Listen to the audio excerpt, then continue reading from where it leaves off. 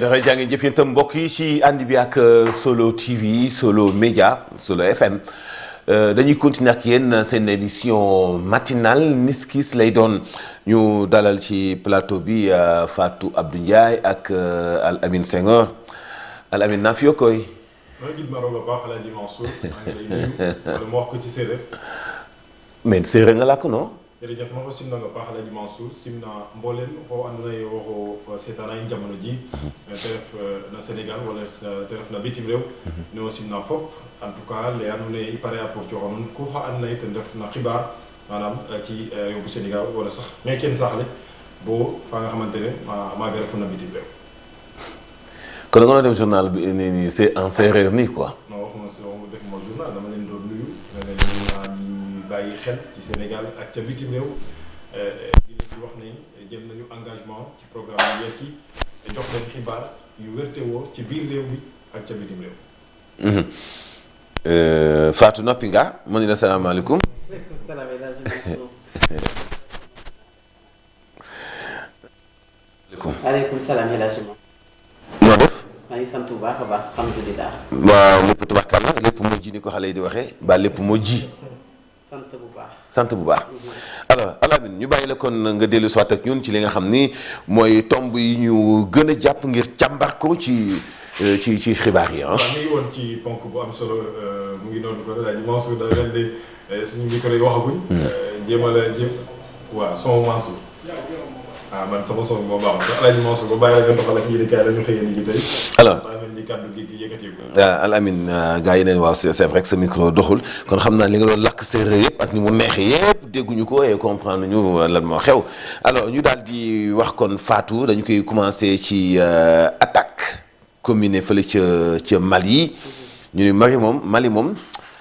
daanaka mu ngi ci yoonu li tubaab di wax effondrement muy màbb waaw Mali daal boo saaganee moom mu ngi ci yoonu màbb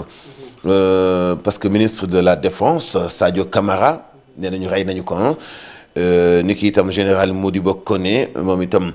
mooy patron renseignement bi foofee entre la vie et la mort bu ñu sukkandiku ci point actu mi dellu soit ni président Assimi Goïta moom itam introuvable rebelle yi daal fi mu nekk nii daanaka ñu ngi ci buntu jël nguur ga waaw aux portes du pouvoir. waaw et loolu c'est malheureux je pense que ne situation bu difficile la askan wi nga xam ne ñoom ñoo dëkkee foofu dundu démb rawatina yenn ci ay gox yu bari nga xamante ne wax nañu sax ne gis nañu fi ay tiir yoo xamante ne am na fa démb foofu ci Mali ñu ne jëriñ ci nga xam ne moom la ñu dénkoon wàllu ko défense ñu daal di koy faat maanaam mais yamu ci au-delà de ce maanaam bu weesoo moom bëri na ñoo xamante ne Mansour ñàkk nañ seen bakkan ci cong googu nga xamante ne wax nga ko léegi rebelle yi def nañu ko rawatina nag fi nga xam ne moom mooy Kati nag moom dafa nekk ci bët gànnaar réew moom nga xamante ne kon moom mooy réew bu Mali Kati boobu kon gis nga la nga xamante ne kon moom la ñu ko def mais leneen li mu ñu jàngal mooy ay bërëb la yoo xam ne Mansour yu xam ne li fa gën a bari bokk na ca terrorisme bi nga xam ne am na fa. xam nga foofu nag Fatou il faut ñu am ci ay jàngat il faut ñu am ci ay jàngat yoo xamante ni bi tey dañu leen bàyyi ñoom ak seen kuréelu ñetti réew yooyu muy alliance des états du Sahel mais CEDEAO ñu ngi def lu ñu xamul ñu ngi def lu ñu maîtriser wul danger bi tey parce que Nigéria bi ñu jàpp ni mu ëpp doole ci Afrique de l'Ouest am na rebelle yi nga xam ne tey ñoo nekk Mali Tchad am na ci Niger am na ci Burkina Faso am na ci pratiquement ñi féete beneen côté bi xëy na ñoo ko dund gum te mucc guñ ci à 100% mais lu laal Mali Mauritanie mucc ci lu laal Mali Sénégal mucc ci alors est-ce que dañuy seetaan di joxe donga information ci nii terroristes yi nga xam ni kenn xamul ku nekk ci seen ginnaaw ñu ngi waaj a nangu Mali mais imaginez Mali nan la gën a yaatoo Sénégal tey réew mu toll ni Mali ci superficie bu duggee ci loxo yi ay terroristes ban réew mooy mucc ci Afrique de l'Ouest moo tax fi mu nekk nii il faut que ñu jël seen parparloo ci wàllu seen alliance yooyu wala seen regroupement yooyu mais ñu fexe am benn doole bu ñu joxante loxo ba ñu xool ay AIS wala ay CEDEAO mais dafa am benn coopération entre États parce que lu normalu xam nga ñii di bëgg a nangu Mali nekkuñu dans la légalité te ku nekkul ci légalité yow mi nekk ci illégalité am nga sañ-sañu xeex ko ak foo mën di jógee même fekkee taxawu leen amul leen maanaam coopération amoo leen partenariat amoo leen lenn mais tey tous les pays yi nekk ci Afrique de l'Ouest muy Côte d'Ivoire muy Sénégal muy Nigéria ñëpp waroon a dem dimbali ji Mali ñëpp waroon a dem jàppale ji Burkina Faso beneen question bi ci am nag nga xam ni mu dafa xaw a complexe tuuti muy kii ñu naan tey rey nañu ko di général Sadio Camara ñëpp xam nañ ni ci côté révolutionnaire moo gën a sax dëgër wala moo gën a radical ki nga xam moo di Goïta alors est-ce que dañu ko tayle est-ce que dañu ko gasal ndëgg sërëx wala déet parce que bu ñu ko fekkee kat yi ba këram def fa benn kamikaze boo xam ni ci ay njabootam bari nañu dee ñu naan dee na ñu naan deewul ñu éliminer Sadio Camara mais lu bëri ci doole ji Mali amoon nangu nañu ko alors beneen bi ci des mooy nu ñu mën a seetaane rebelle yi di traverser ay dëkk ak Mali ni mu yaatoo traverser kat yi ba ñëw ba ci camp militaire yi te amul kenn ku mën a dénoncer loolu Mali amul benn moyen pour mën leen a dogale xeex ak ñoom entre temps balaa ñu ëgsi ci dëkk bi et dëkk boo xamante ni bi daanaka xaw naa toll ni Sénégal du dëkk bu tuuti duñ ko jàppee comme ay Thiès wala ay comme Dakar dëkk yooyu nekk Mali di capitale yooyu comme ay Kati ay Kidal ay Bamako mais seen superficie ci wàllu yaatuwaay nan la que benn bande armée mën a traverser ba egg ci ay camp militaire et puis attaque gu samedi bi faatu dafa affaiblir bu baax Fama parce que li ci dee ci ay soldats dañoo bëri et loolu ça ne date pas d'aujourd'hui boo seetee du ñu toog benn weer ñaar lu dul ni terroristes yi def nañu soldats yi ay embuscades yoo xam ni dañuy rey ci ñoom lim bu takkoo takku yooyu doo xam ba xam dañu leen a infiltrer wala déet alors tey la ñu soog a découvrir ni nekkate même Goïta dañu leen infiltrer te ñu mënuñu ko maîtriser loolu benn la même am na ñeneen sax ñu commencé douter ci ni est-ce que Assimi Goïta dafay continuer di garder révolution bi nga xam moom la woote woon wala léegi dafa commencé nekk pro-occidental yooyu yëpp ñu ngi koy poser ay questions xel yi di commencé tey loolu nag bu amee tey bu yeboo Afrique gi féete sowu jant yëpp tiit ci seen bopp te jël seeni ay motuwaay parce que fi mu nekk situation bi fi mu toll amatul benn réew bu war a seetaan parce que lu nangu Mali nag bari na ay réew yoo xam ne xaju ci wax dëgg yàlla. waaw Mansour je pense que ni nga ko waxee mooy question bi ñëpp di laaj c'est-à-dire que naka la ab oto camion ñu def ci explosif mu romb ba ñëw ba fi nga xamante ne foofu la defee démb la mu def ba fekki fa nga xamante ne moom mooy le ministre de la Défense ba mu ñàkk ci bakkanam c'est la question que tout le monde se pose je pense que c'est assez léger mais également wane na les failles dans la sécurité dans le dispositif sécuritaire bi nga xamante ne am na foofu commençant par ñi nga xamante ne déjà sur le plan militaire loolu dafay wane OFT goo xamante ne mbir mi yegg na ko parce que fu mu jógee mu nga xam ne camion ñu ne dañuy def explosif Mansour mu romb ay diwaan yu bëri ba dugg ci benn diwaan ba def explosif ba ñu naan au-delà même du ministre de la Défense il y a aujourd'hui d'autres morts yoo xamante ne am na ko fa loolu je pense que ne daf ñuy wan souvent ñun suñu ay défaillances sur le plan militaire ci ñi nga xamante ne aujourd'hui parfois ils prennent même le pays par les armes moo tax gis nga aujourd'hui même AES boobu ñuy wax noonu est-ce que elle est toujours viable beneen bi mooy jox ko gëdd jox ko cër est-ce que du dëggal li nga xamante ne moom mooy coup d'état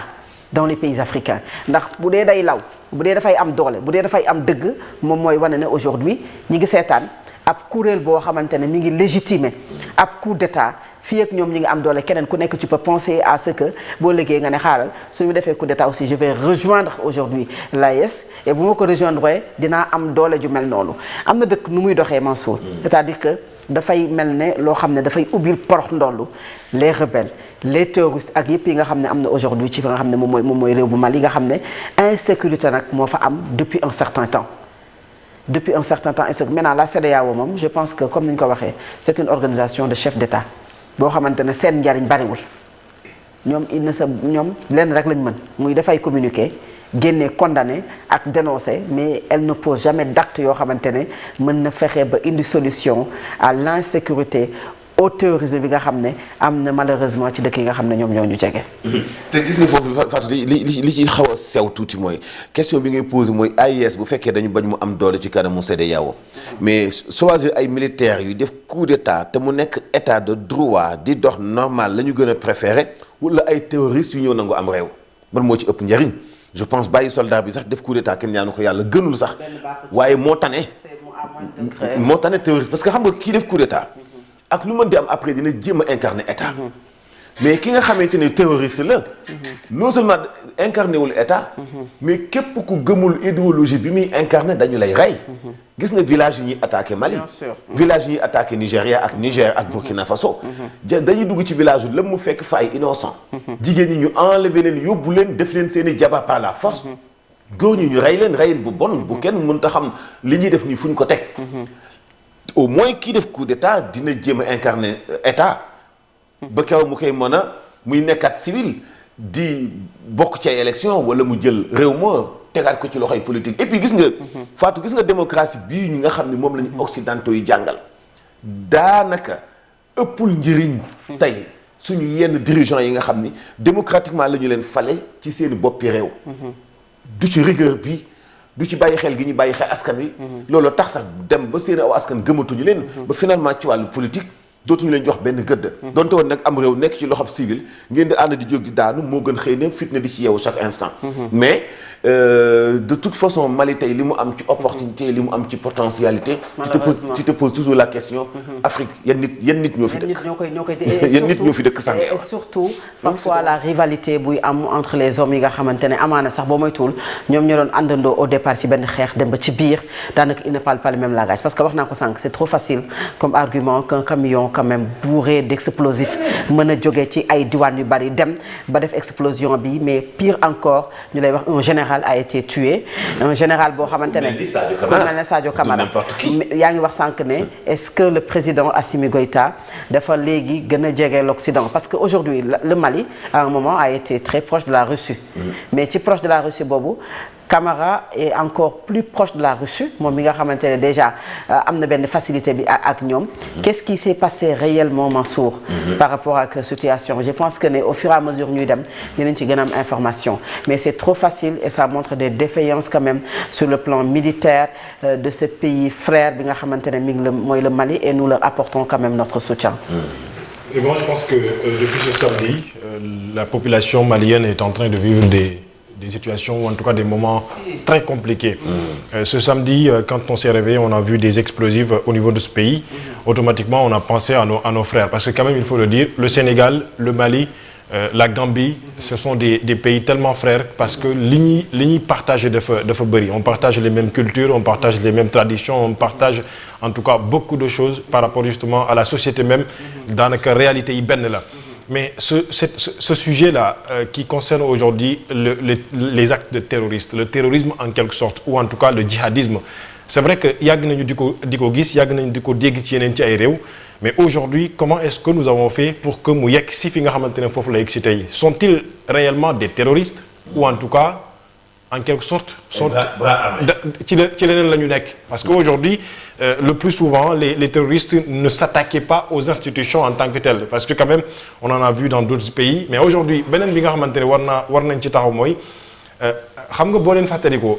fii il y a 2 ans derrière le pays en tant que tel le Mali dafa jël décision ànd ak Burkina Faso ànd ak Niger ngir ñu génn la CEDEAO et au-delà de ça dañoo jël ay décisions yoo xamante ne ñoom ñoo ànd ci loolu muy aujourd'hui dàq bépp force boo xamante ne dañoo jàpp ne dañ doon ñëw pour xeexal leen pour le terrorisme mën a génn ci seen réew ndax jàppoon nañu ne il voulait ce qu'on appelle la souveraineté même militaire gisoon nañu taxawaay bi nga xamante ne l'armée française amoon na ko fa gisoon nañu taxawaay bi nga xamante ne en tout cas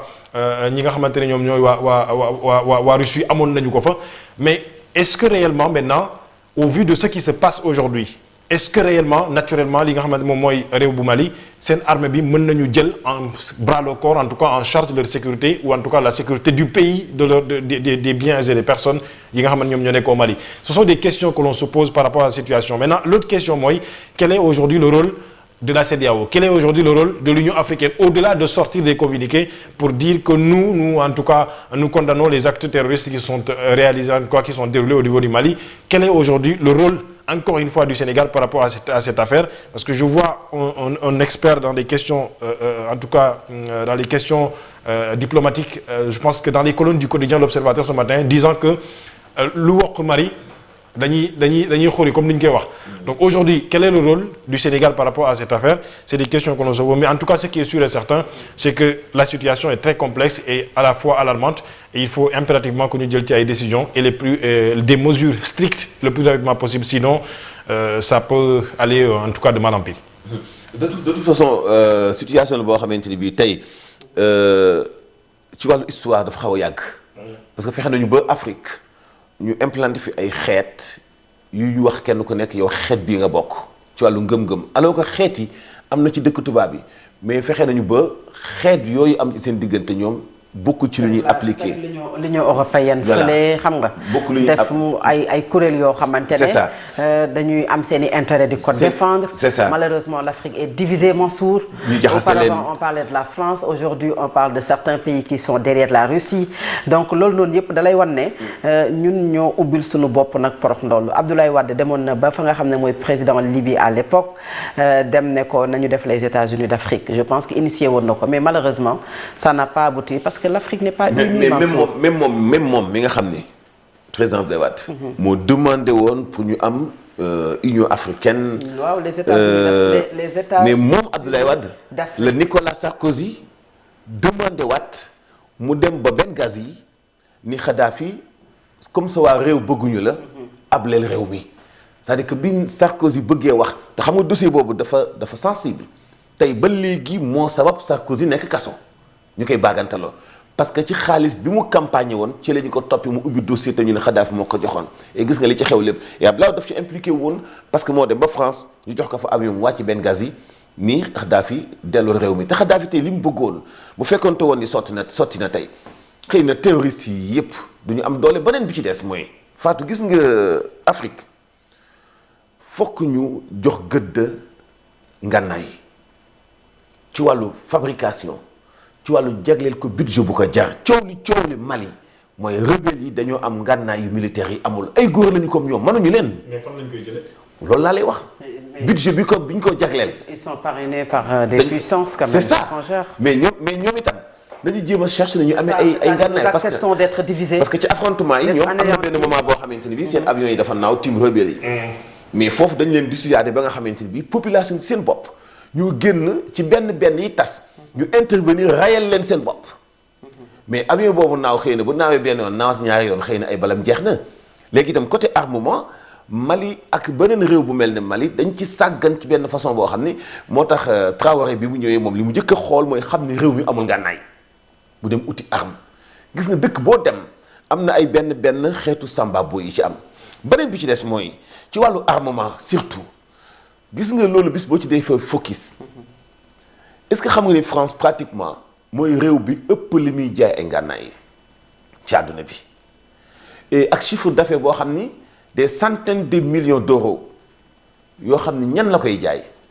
du waa Moyen-Orient pratiquement parce que ñooñu am nañu yeneen fournisseurs bu dee même fu mel ni Turquie moom mooy defaral boppam bu dee fu mel ni Iran mooy defaral boppam Israël pareil donc fan la France di jaay ngànnaay yooyu est-ce que lépp dañ koy jaay